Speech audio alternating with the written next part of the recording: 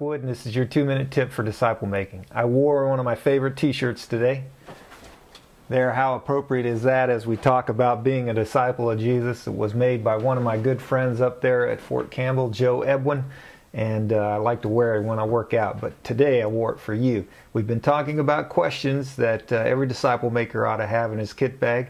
The first one, how are you doing? The second one, what are you getting out of your quiet time? The third one, how are you sharing Jesus with others? And I've saved the best for last.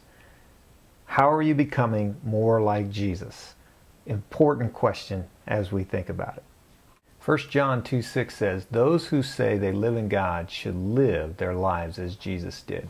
Now, when you think about that, that is a great verse that describes perfectly what discipleship is all about.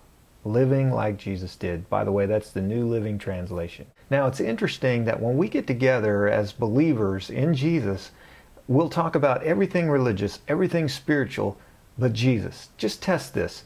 Listen to sermons and listen to your friends and listen to yourself, most importantly, and ask the question, how often does the name of Jesus cross my lips?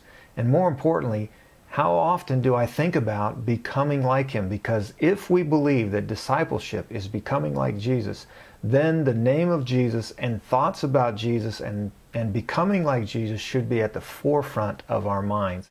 So our fourth question is, how are you becoming more like Jesus? And that ends our series on questions. I know that there's 1,000 questions, good ones, that you could ask, but hopefully that'll get you down the road in your disciple-making ventures.